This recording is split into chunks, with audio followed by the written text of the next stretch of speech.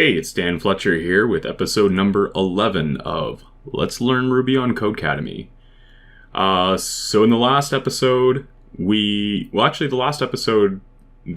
we covered was a little confusing. I wasn't really clear on what the point of it was, but basically we got some more practice with methods in Ruby, and we did a little bit more just with sorting arrays. So in this episode, we're going to start section number 6, and we're going to look at hashes and symbols in Ruby.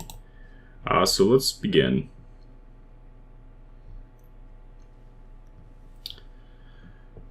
Okay, so the story so far. Recall that hashes are collections of key value pairs where a unique key is associated with some value. For example, we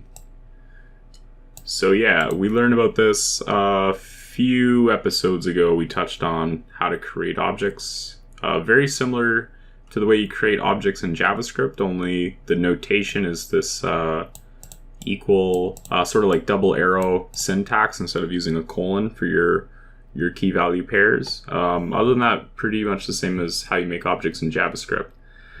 So it says here, remember that keys must be unique, but values can repeat. That's why we can have more than one key share the value tasty. We can create hashes several ways, but two of the most popular are hash literal notation.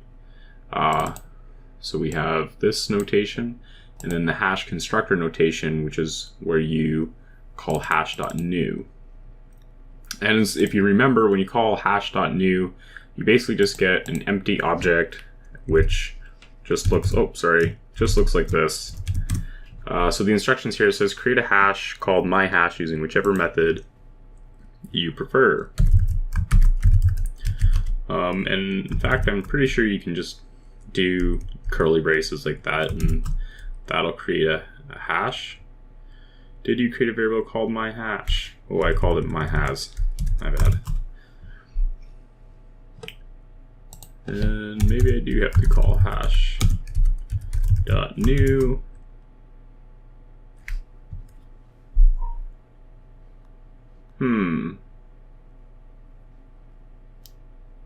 Create a hash called myHash using whichever method you prefer.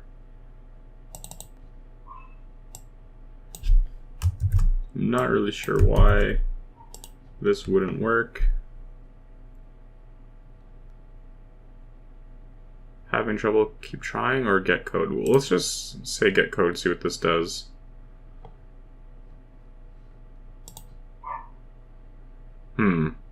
Seems just a little buggy, I guess. Okay, so let's go to the next. Iterating over hashes. We can also iterate over hashes using the .each method. For example, we could do myHash.each, then we have do, which also we could use the curly brace syntax here if we wanted. So for each item in myHash, we have the key and value, and we just call puts myHash. And what is this doing? I don't really get it. This will print out a list of keys and values from myHash, each on its own line. Interesting. Okay. Iterate over the mats hash and print each value to the console using puts. So okay. So mats, we have like first name, last name, age, nationality, nickname. Mats.each. And we'll do key value pipe, key value another pipe,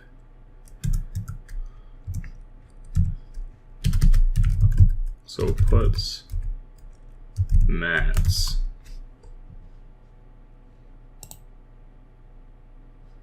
Wrong number of arguments given 0 expected 1. Maybe this can't be multi-line.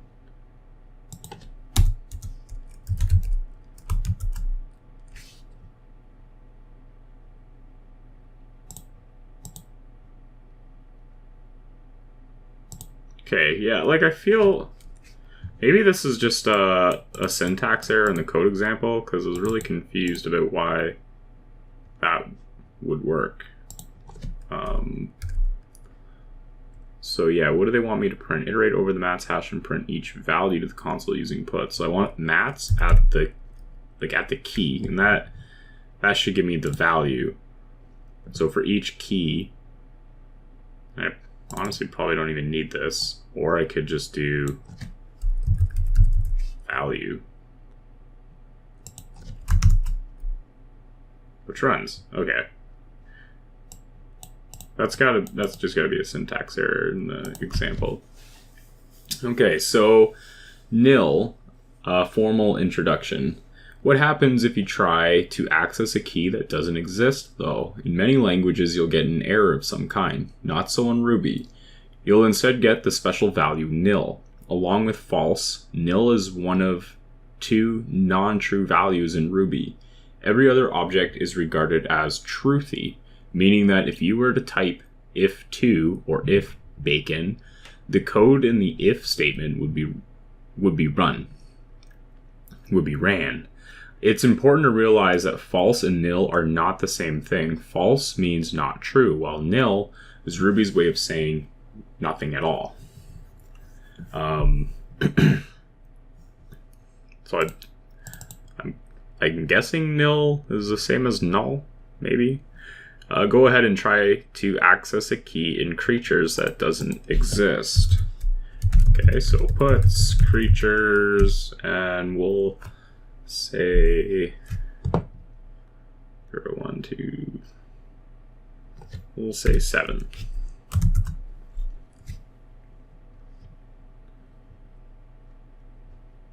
I would say 7 probably doesn't exist. Did you try to access a key? Oh, right. It wants like an actual string. We'll just say Bob.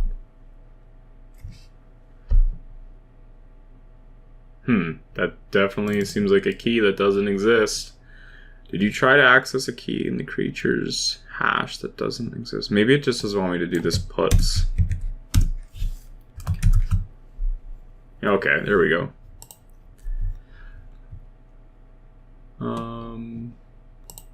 Oh, next. So, setting your own default. You don't have to settle for nil as a default value, however.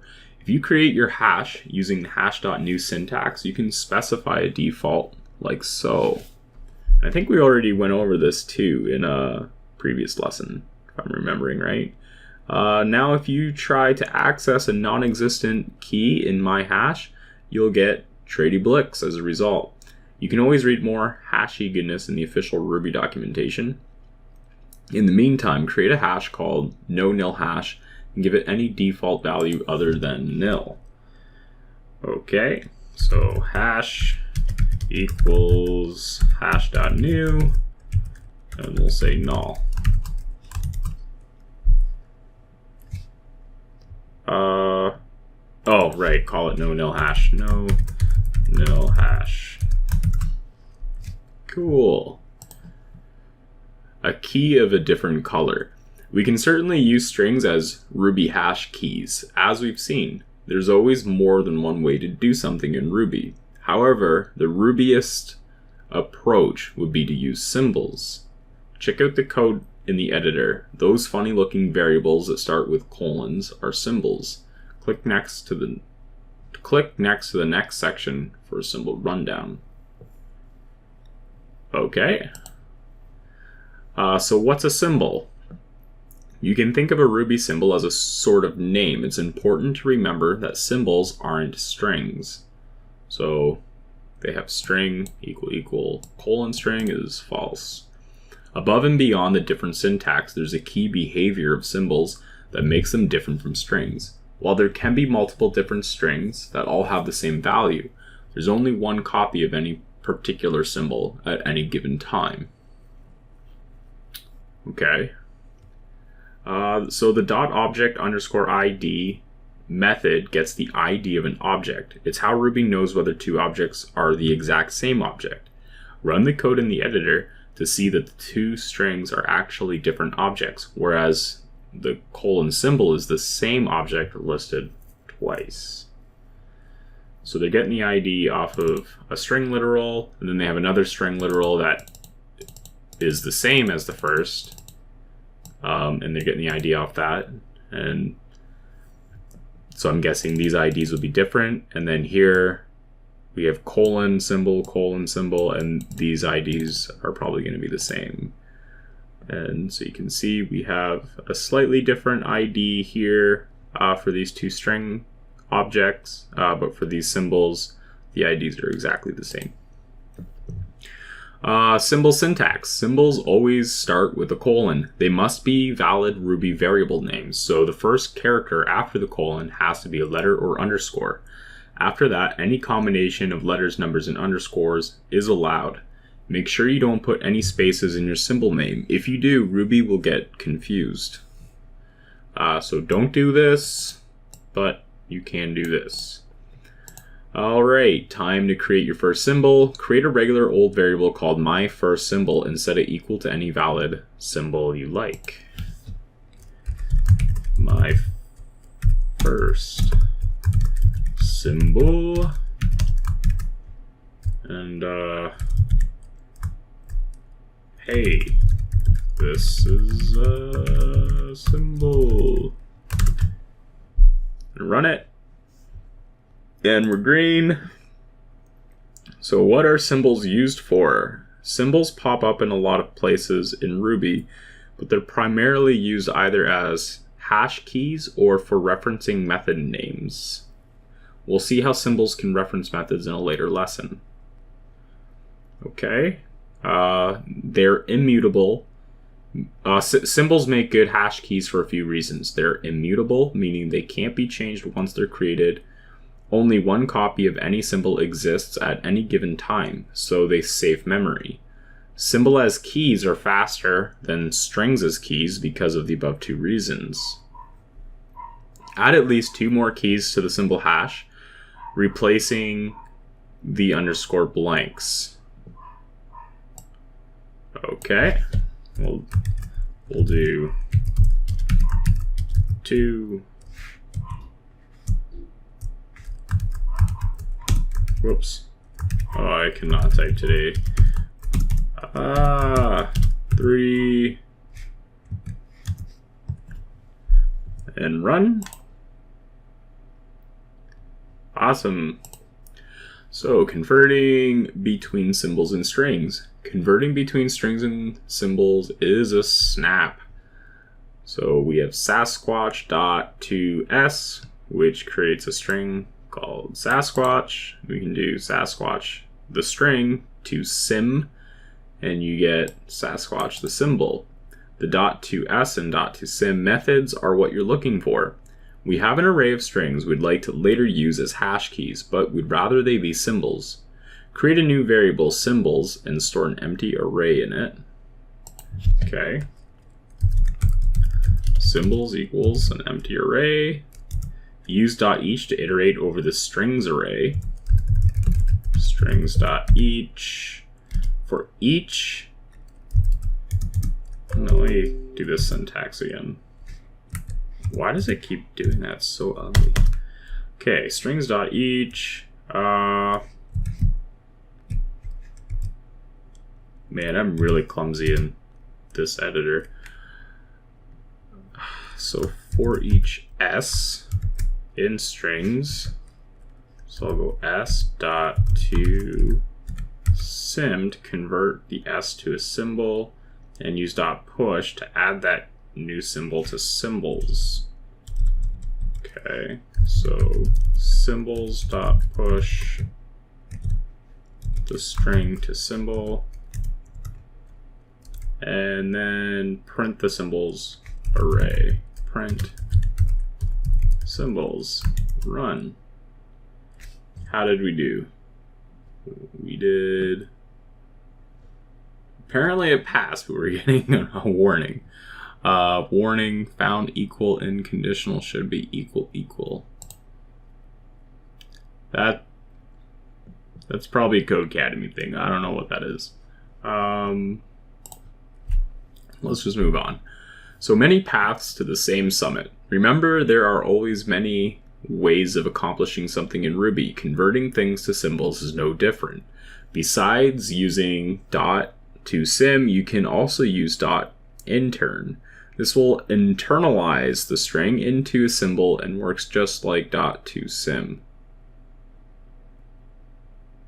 What?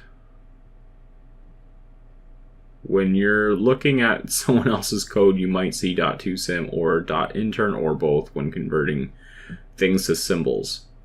Okay, update your code from the last exercise, excuse me, to use .intern instead of .toSim. Intern. Run. We get that same funky error. Whatever. All aboard the hash rocket. The hash syntax you've seen so far with the double arrow symbol between keys and values is sometimes nicknamed the hash rocket symbol. This is because this looks like a tiny rocket. I think it looks like a sideways smiley face. Let's build a hash from the ground up using symbols as keys. Create a hash called movies with symbols as keys and strings as values. Inside your hash, add 2 key value pairs. So movies equals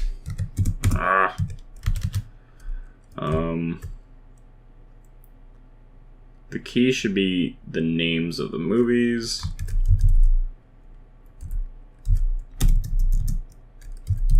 Good.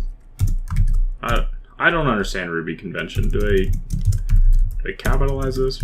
I'm guessing like Goodfellas. Key should be the names of the movies. The values should be quick descriptions or reviews. Goodfellas. It's good. Wants me to add another one. Alright.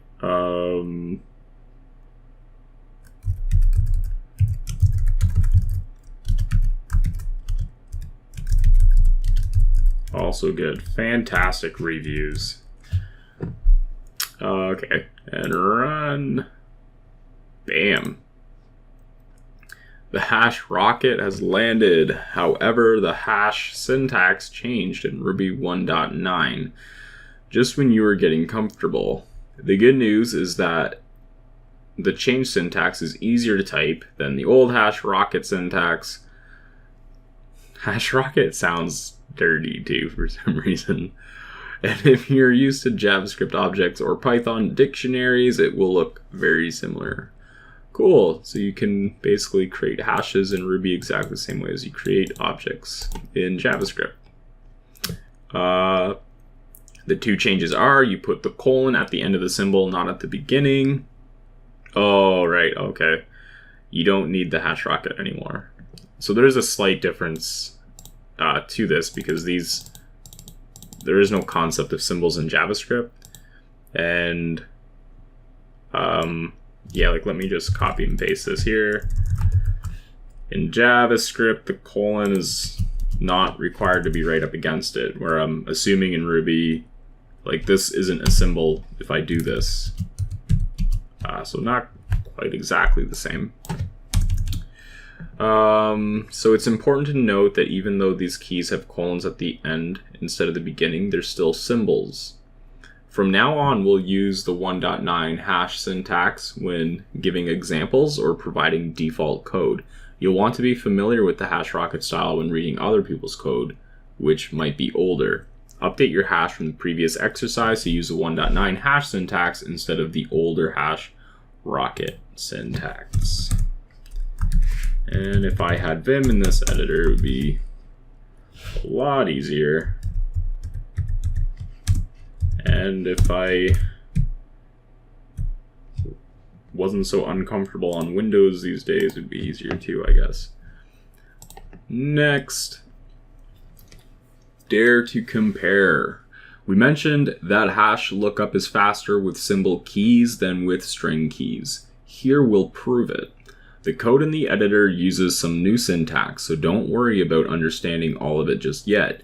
It builds two alphabet hashes, one that pairs string letters with their place in the alphabet, A with 1, B with 2, and so on, and one that uses symbols, A with 1, B with 2, and so on.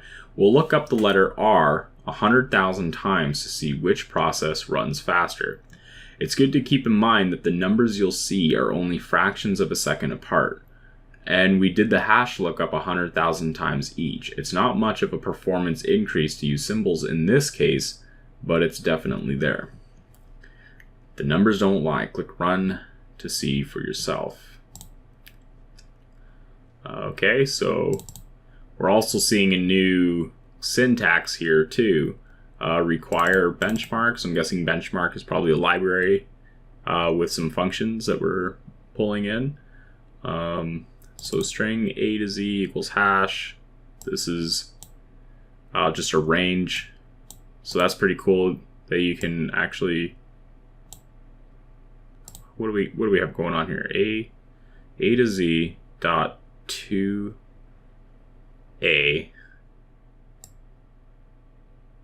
to array maybe. So this is to array. So we're creating an array and out of the range A to Z. And then zip, which I'm guessing is going to take this array. I think actually we looked at zip before in a past lesson. We're basically taking two arrays and zipping them together. So this is going to create like key value pairs, right?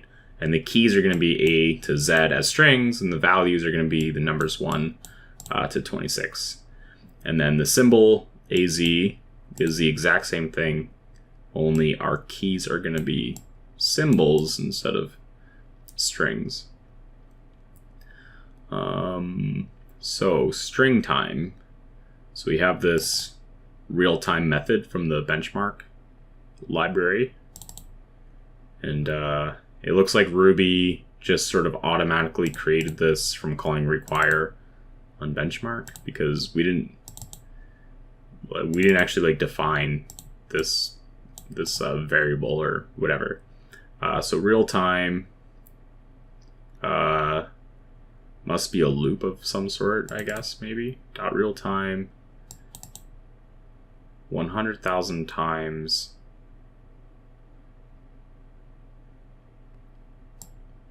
and then string AZ at the index of R. I wonder if this looks a little weird. I wonder if this is like real time takes like a closure. Maybe this is how closures work in Ruby.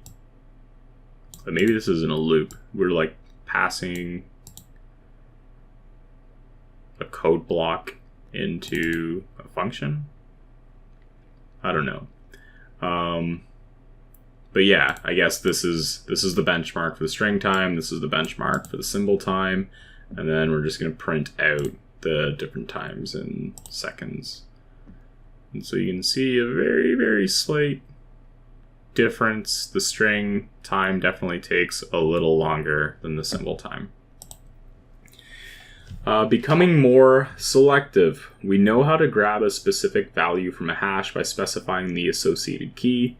But what if we want to filter a hash for values that meet certain criteria? For that, we can use DotSelect. Okay, so they got the code example here. In the example above, we first create a grades hash that maps symbols to integers. Then we call the DotSelect method and pass in a block of code. Excuse me. The block contains an expression for selecting matching key value pairs. It returns a hash containing Bob and Chris. Okay. Finally, we call the DotSelect method again. Our block looks only for the key Alice. This is an inefficient method of getting a key value pair, but it shows that DotSelect does not modify the hash. Okay, right. So here we're using name or K to stand for the key and grade or V to stand for the value. But as usual with blocks, you can call your variables whatever you like. Create a new variable, good movies. and set it equal to the result of calling .select on movie ratings, selecting only movies with a rating strictly greater than 3. Good movies equals movie ratings .select, and we want to pass it a code block, and we want where the rating is greater than 3. So the rating is the value, so we have a key value, and we're going to say where v is greater than 3. Run. And that passes. Let's go to the next lesson. More methods, more solutions. Great work. We've often found we only want the key or value associated with a key-value pair. And it's kind of a pain to put both into our block and only work with one. Can we iterate over just keys or just values? This is Ruby. Of course we can. Ruby includes 2 hash methods, .eachKey and .eachValue, that do exactly what you'd expect. So yeah, .each, the first parameter is the key, and .eachKey, the first parameter is the key, and .eachValue, the first parameter is the value. Let's wrap up our study of Ruby hashes and symbols by testing these methods out. Go ahead and print out just the titles of our movies using puts. So puts, movie ratings dot each key. I'll do key, and oh no, I don't need to puts that. I'm just going to call movie ratings dot each key puts the key. Print undefined local variable or method movie ratings. There we go, and we pass. I think that's the end of this lesson. And it is. So coming up next, Night at the Movies. In this project, we'll use our knowledge of Ruby hashes and symbols to construct a program that displays, adds, updates, and removes movies' ratings. Cool, so that wraps up episode number 11. Yeah, I thought that was a pretty cool lesson. Symbols is a really interesting concept. It's sort of like being able to create your own numbers. Yeah, so your symbols can be used as a key, just like 5 or 6 can be used as a key, but because they can't be repeated the same way that strings can be repeated, that's where I kind of see them more like an integer. Like if you have a symbol name, you can't have another symbol name. Just like if you have 5, you can't have a different 5, right? It's pretty cool if you think about it like that. I don't think I've ever seen that in any other language. Maybe there's others. If you know of one, leave it in the comments below. Also, if you have any questions about this video, whatever, give me a shout. And yeah, if you liked the video, give me a thumbs up. Click that subscribe button. See you in the next video. Cheers.